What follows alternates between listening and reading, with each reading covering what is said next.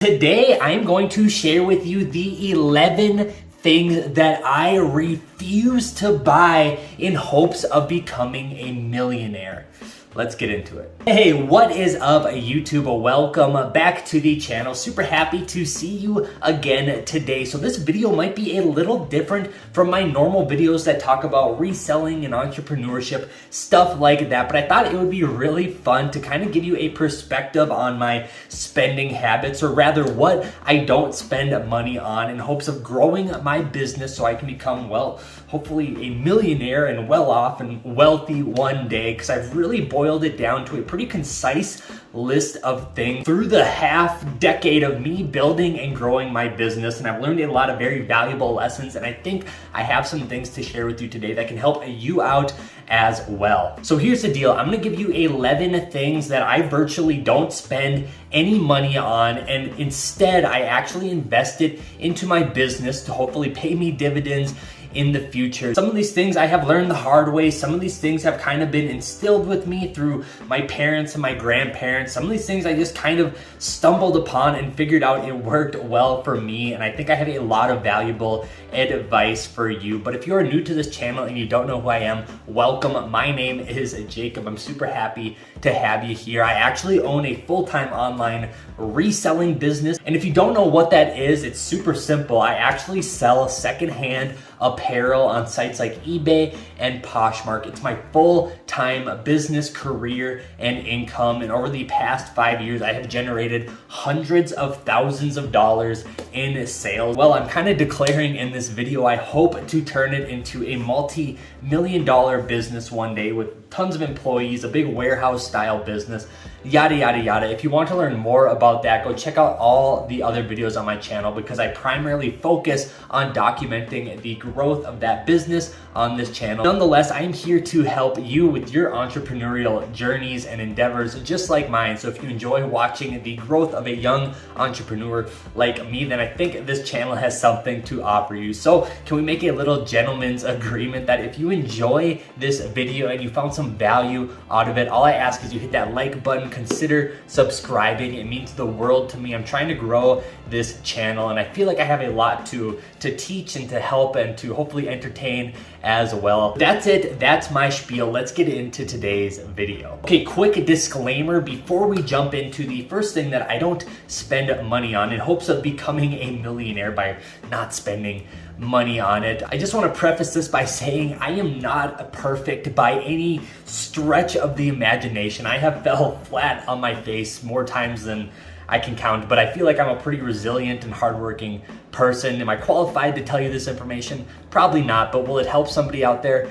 Maybe. So with that being said, let's jump into the first thing that I don't spend money on. Number one is actually credit cards, or credit card debt. You know what? I've been there. I think we all have. You know, I was in college once. I signed up for a couple credit cards, and man, it was probably a mistake. I have had to dig out of that hole numerous amounts of times in my life. You know, credit cards are not free money, and those interest payments can really add up. Instead of paying interest payments, I think it goes without saying, you should pay something that will pay you interest instead of you paying interest. I'm not here to demonize credit cards. I think they have their place, especially if you are fiscally responsible with them. But personally, I'm a Dave Ramsey advocate. I really like the debt-free method when it comes to stuff. Even if it just comes to having less stress in your life because you got less bills to pay in terms of credit card payments and stuff like that, so be it. If that's all I get from not using credit cards, then I think it's worth it to me. But for a lot of people, I think staying out of credit card debt can be super beneficial. Okay, number two, this one might be a shock to a lot of people, but if you know me and you have personally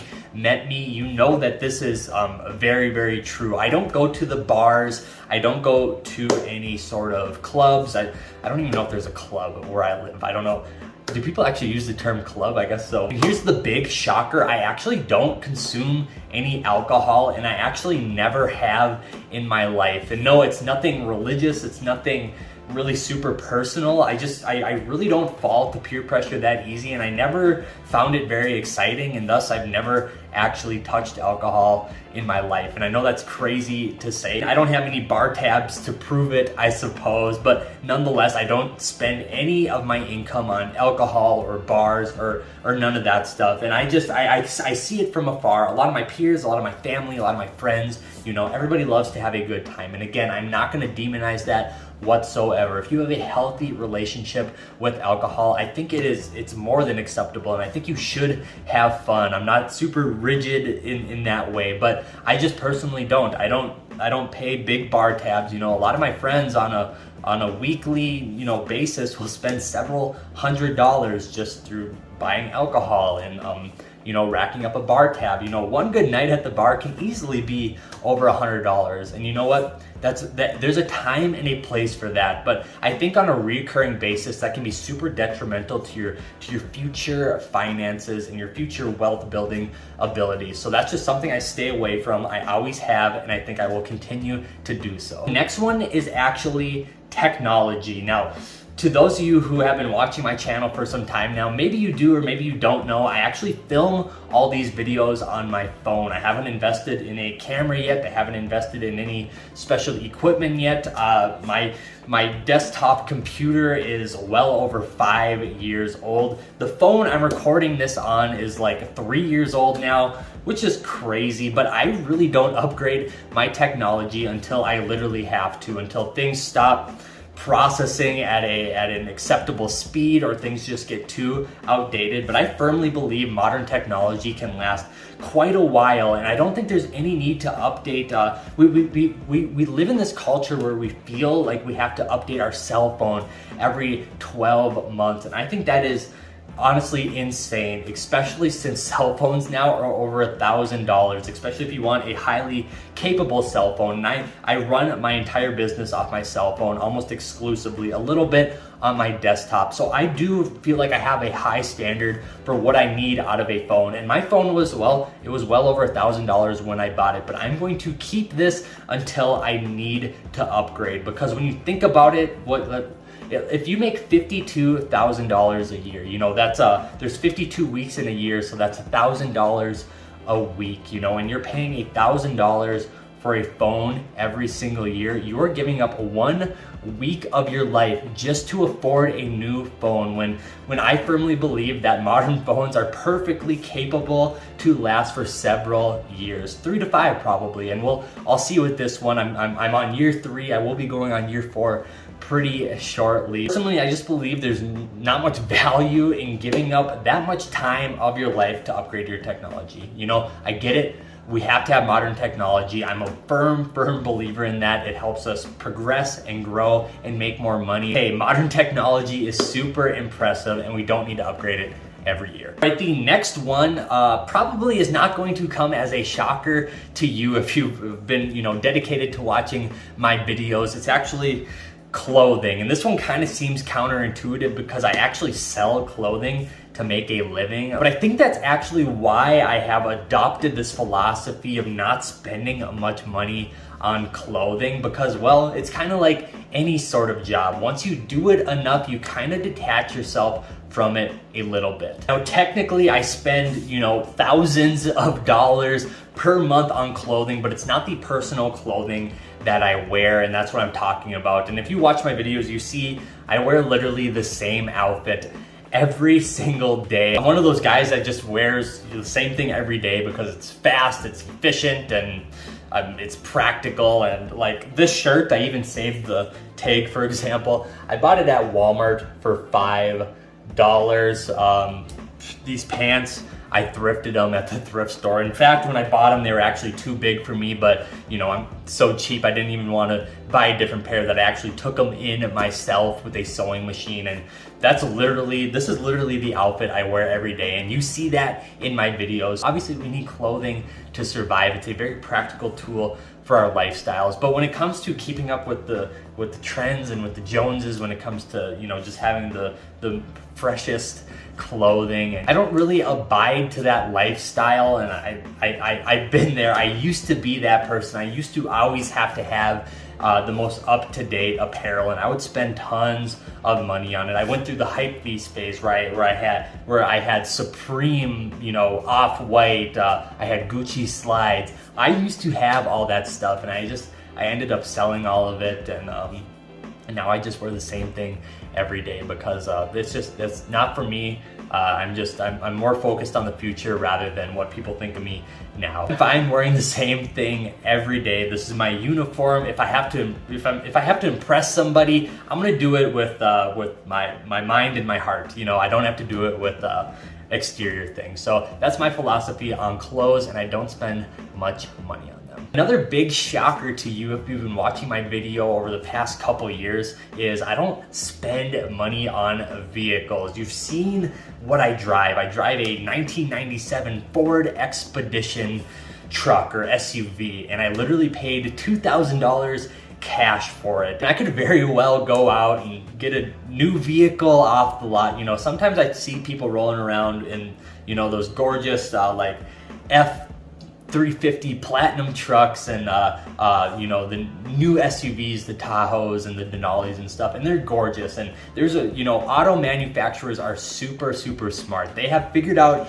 a way for us as people to virtually buy a tool, you know, in its simplest form. A vehicle is just a tool to get us from A to B, but they have figured out how to get us to spend 50, 60, 70, $80,000 on these tools for what? You know, I'm getting the same places that other people, in fact, I put way more miles on my vehicle than I would say a lot of other people do that own these, you know, $50, $60, $70,000 vehicles. So yeah, I get it. I get the allure, you know, having a nice vehicle. It's a nice, you know, obviously it's a nice thing to have, but I personally don't need it. You can judge my vehicle as much as you want. I'm gonna run it into the ground because I don't think it's worth it spending a bunch of money on vehicles. And if I do have to, I'm just gonna pay cash. I'm not gonna have a big vehicle payment every single month. And as a matter of fact, I just got my new bill to renew my insurance for the year. And do you wanna know how much it is? For my old vehicle, right there, do you see that? $291. That's for a year of insurance on my vehicle. And I know people who spend this per month to have full coverage on their brand new vehicle that they're paying $600-700 a month in loan payments for. So if you can have that if you want it, that's not for me. I would much rather invest that money into my business. Personally, I believe that overspending on a vehicle can be one of the biggest wealth destructors you can do in your life. And again, you know, I'm not here to preach. I'm just telling you my philosophies, what I do. Take for it what you will, but that's just my philosophy when it comes to vehicles. I'm gonna run cheap vehicles until I can afford to buy what I want with cash and have it be a small portion of my annual income. Okay, the next one might be a little controversial. It's actually gym memberships. And okay, I get it, health is wealth. I'm a firm believer in that, but you know, I've signed up for a gym before and I didn't use it for 16 months. I've been there, I've paid like $1,000 to a gym I never used, but in reality, that $1,000 could have been allocated way better if I would have invested it in my business. So, you know, I've been there, I've overpaid for gyms that I have never used. I'm not gonna do it again. You know, I guess my form of exercise nowadays is I'll go play basketball for a little bit, or I'll go on a hike or whatever. And you know, there again, if you are dedicated to a gym, I think it is a very valuable investment. But if you're more of a personality like me, where you know you're gonna sign up for it and you're just never gonna use it, then again, learn from my mistakes. Just go get your exercise outside. It's free, you get the sunlight, it's way better for you. So I don't know, that's just my thoughts on gyms. I think they can be a big waste of money, especially if you don't utilize them. Okay, next up is actually subscription services. I've tried every single one under the sun. I've done meal delivery services. I've done every single Hulu, Netflix, HBO Max, Paramount. Actually, I don't think I did Paramount, but I've literally done all of them. I've done Tidal, Spotify, all the music streaming services. And here's what I actually use and what I actually pay for. Here, I'll actually show you real quick if you can see my TV.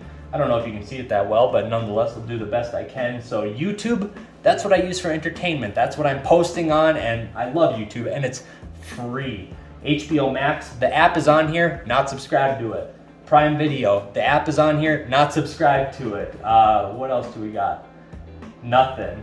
I do have one trick up my sleeve though. Hulu, the Hulu on my TV, it's one of my good friends who signed into it and they're paying for it. So they let me use their account. That's about all I use for streaming services is YouTube and Hulu. Now when it comes to music and stuff like that, I pay for Spotify. You know, I think that is worth it. The 10, 12 bucks a month, that is totally worth it because I like to listen to podcasts on Spotify. Another one I actually subscribe to is the Audible subscription. I believe that's $15 a month, but you can get several books every single month with Audible credits. And I like listening to audiobooks while I work.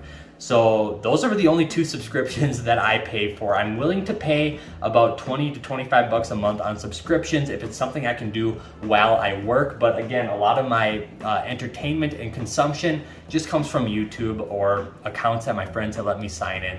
Meal services, I don't know. I've tried them. I don't think they're worth it. The meals get really redundant and boring, and it just seems like a waste of money. I think we all know in hindsight that we are overpaying for these subscriptions and not getting enough value out of them. I mean, it's really easy to get, you know, $100 to $200 in subscriptions every single month. And I know that's a small margin to a lot of people, you know, or maybe that's a big margin to a lot of people. It used to be a super big margin for me, but that extra $100 or $200 I'm saving per month will generate me over $1,000 a month in my business. So to me, that trade-off is just not worth it. Keep an eye on your subscriptions. Okay, the next one is actually going to be self-care items. And again, I get it. Health is wealth. And if you're doing something that makes you more confident or more that feels like it's adding a good utility to your lifestyle, then by all means go ahead. Again, I don't think it's for me. Again, I'm just speaking on personal experience. I've tried to have, you know, a pretty